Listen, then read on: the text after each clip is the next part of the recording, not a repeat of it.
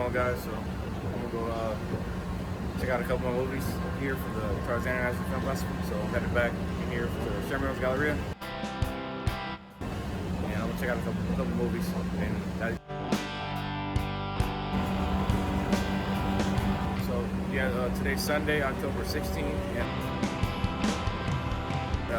it's the last day of the film festival, the Tarzana International Film Festival. So I just come down here to Regal again.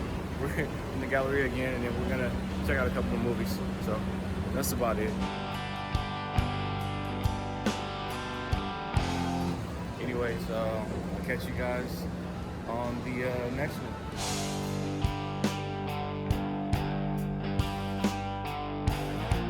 What's going on, everybody? So we headed into the theater right now to watch another film real quick. And then that'll be it.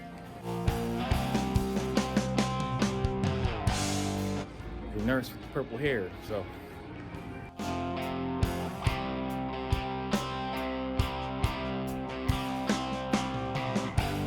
It's by Sean Cunningham. He's the one that made Friday the 13th, Jason Voorhees, so that's what we're watching. He's here too, so.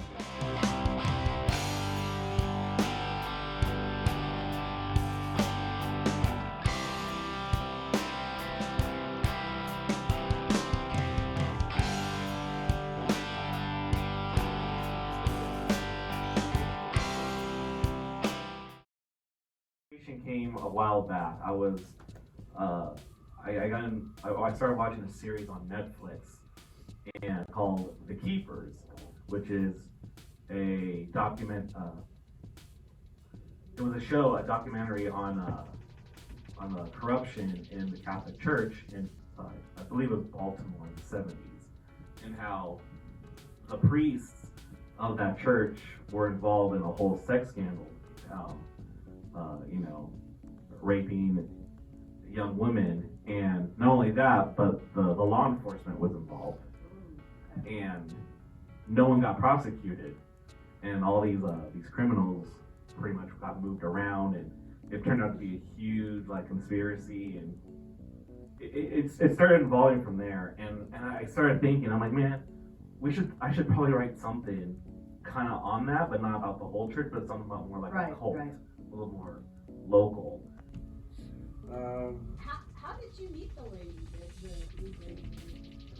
I met her at a fan convention, and she was assigned to be my assistant or my handler. Oh, that's right. And it's just one of those things that the door opened.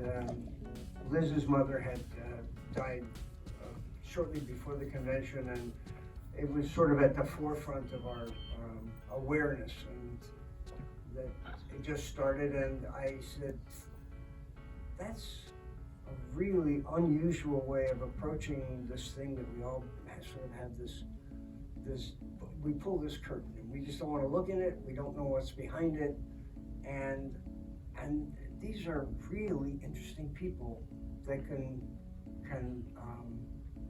that we can learn something from. Greg and I are good friends. He's an actor, and so the three of us really did the entire movie. We did everything. Mm-hmm. The crew was us three. If Greg and I weren't in a scene, we were holding the mics or doing anything else, and Justin did all of the technical. So there's three of us. Yeah. We were naive enough to think we could make a feature film with three people, but we did it. The last hours of somebody's life are different than the last weeks or months, and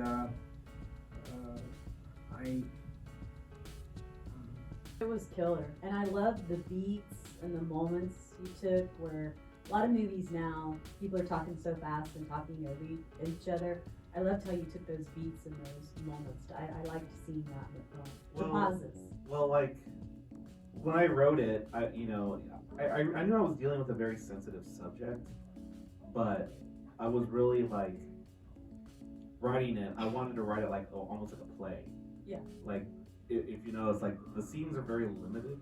Guidance to me were sometimes it just sucks, and often that's as much comfort as you can give. You can't wish away things and stuff, but you can be there, and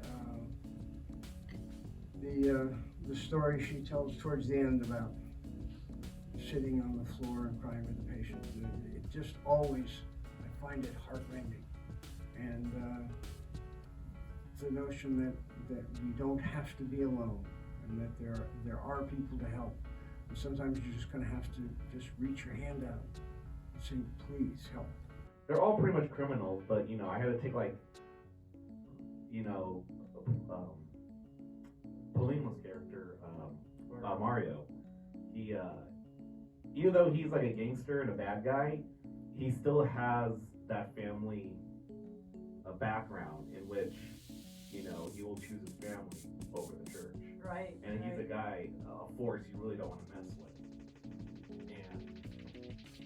And yeah, so I try to get him as like, you know, this bad guy and turn him into a good guy in a way.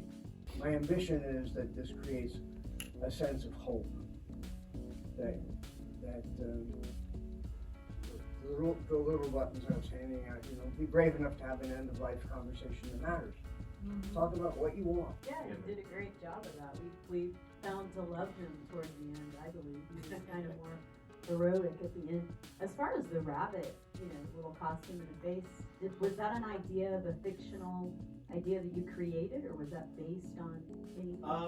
Yeah, in a way, yeah. And so, it comes down to a lot when I was writing out the outline and trying to like create like some sort of a cult. Oh, okay, yeah. And that's what really came down to. And I'm trying to remember why I chose the rabbit.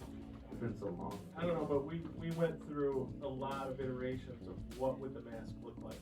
Plastic mask from Halloween, years gone by. Thank you again, guys. We'll see you next year. Thank you.